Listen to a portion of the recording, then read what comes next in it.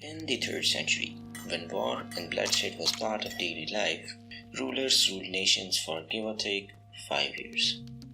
But it all changed when Marcus Aurelius held helm for 20 long years. During these years, he faced great adversities like loss of his children, war against nations, and also a plague that killed 1 million people.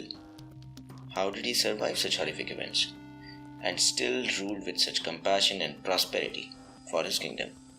Well, by adopting a philosophy that has given the world some of the greatest leaders of all time. In this video, I'll show you how to implement it and achieve everything you have ever wanted.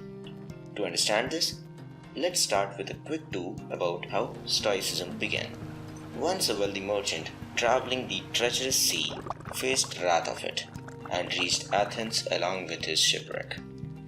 Depressed and lost all hope, he went to a bookshop to gain some perspective. That's where he stumbled upon the Memorabilia by Xenophon. Blown by the facts mentioned, the merchant went in search of wise men like Xenophon. His search for these men brought the first Stoic into existence, the Zeno of Citium, who formed the stepping stones for the practice, now famously known as Stoicism. What determination, right? So, why am I telling you this? Well, my only motive is to make you realize that if you feel like your life is falling apart and you are entering a self-pity zone, then think about Zeno. He lost everything, but he recovered exceptionally. He rose to preach several others in situations like this. This strongly suggests that it's just the mental perception of things that affects you, rather than the actual loss. So, what's Stoicism? For starters, Stoicism is not a philosophy. It is a way of life practiced by the riches in the West. It preaches a practical approach towards life. In simple words, it is a guide to this uncharted world where we face various obstacles on a day-to-day basis. Stoicism is an approach that focuses on applying reasons to your actions by following the flow of nature. It directs you on how to act as a rational being and not like an animal living in the wild. So, to get a better understanding, hear me out carefully. Have you ever guided a plant to live in a certain way? Well, of course not. You never instruct a plant how to grow. It grows in acceptance with nature towards the direction of light. Similarly, when we talk about accordance with nature, we talk about living a virtuous life where you make decisions which are right no matter what and you don't deviate from the ideal path. What can we actually control? Our thoughts, our judgments, and of course, our actions. Apart from this, everything else is never under control. Simple, right? So, if you want to practice Stoicism, where should you start?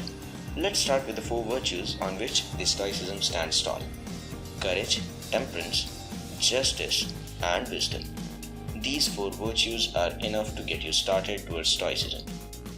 Learn them and implement it in your life. As Marcus Aurelius said, if at any point in your life should you come across anything better than justice, truth, self-control and courage, it means it must be an extraordinary thing indeed. And the most amazing thing is, this was mentioned 20 centuries ago, a time before the world entered the era of electricity, cool gadgets and space science. Still not amazed? Just think, have you found anything better yet? Now that you have realized, let's start with courage. The first rule is to keep an untroubled spirit. The second is to look things in the face and know them for what they are. You need to be courageous to take that step. Have the courage to leave that toxic relationship, to ask for the raise you deserve, to ask help when you need, and also to stand up for yourself. The obvious thing here is to always remember to take a rational approach to your solutions. Travel the uncharted terrain of life with a motive to be victorious. The second virtue is temperance, the self-control factor of a Stoic. Because of this characteristic, sometimes Stoics are considered emotionless beings, having no feelings under any circumstances. But you need to understand that abundance of anything is harmful. It's just like watering a plant in right proportion. Excess water will weaken the roots and the plant will cease to exist. So, practice self-control. Build a habit, a minimalistic approach to life. As Epictetus said, wealth consists not in having great possessions, but in having few wants. Let's move to justice. This was the virtue Marcus believed would bring great change and emphasized more on. That's why no matter what, everyone was treated equally in the eyes of Marcus, whether being a slave or the member of a royal family. Justice talks about being fair with everyone in regards to rewards, punishments, and even treatment. Do justice to your character and don't bend rules for personal benefits or to hurt someone just because you have the power. The final virtue to get started with is wisdom. To this, Zeno has beautifully stated, we have 2 ears and 1 mouth, so we should listen more than we say. Wisdom comes when you use your senses to listen and observe rather than talk. Great! Now that you have it all, you can see it, right?